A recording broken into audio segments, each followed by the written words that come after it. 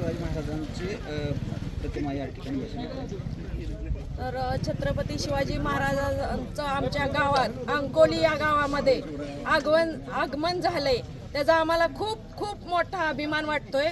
आणि हा पुतळा कुणी बसवलाय आम्हाला माहिती नाही, पण आता हा अंकोली गावातून आम्ही हटू देणार नाही, कारण छत्रपती शिवराय आमचे दैवत आहेत.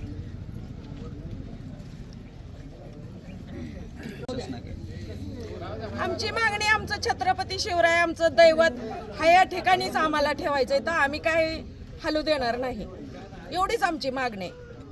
या ठिकाणी पोलिसांचा देखील बंदोबस्त, पोलिसांचा बंदोबस्त तरी आहेच की, त्यांच्या मार्गाने त्यांनी केलं तरी आम्हाला काय अडचण नाही. आम्ही पण कायद्याचा हीच करतो, आदरच करतो, पण त्यांनी सुद्धा आम्हाला मदत केली पाहिजे की आता छत्रपती शिवराय महाराष्ट्राचं आराध्य दैवत आहे म्हणल्यानंतर तर गावोगाव छत्रपतींची स्मारक झालंच पाहिजे.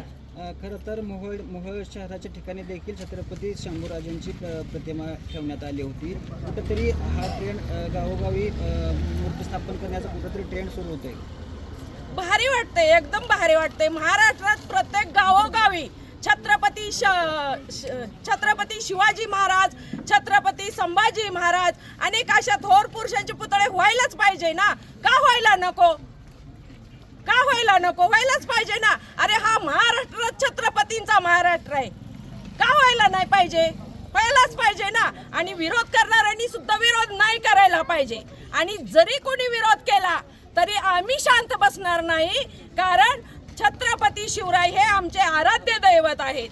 एक तर प्रत्येक गावागावात जर छत्रपतींचं स्मारक झालं तर नवीन पिढीला एक नवीन ऊर्जा मिळेल आणि त्यांचा विचार घेता येतील ना. ह्यात गैर काय आहे?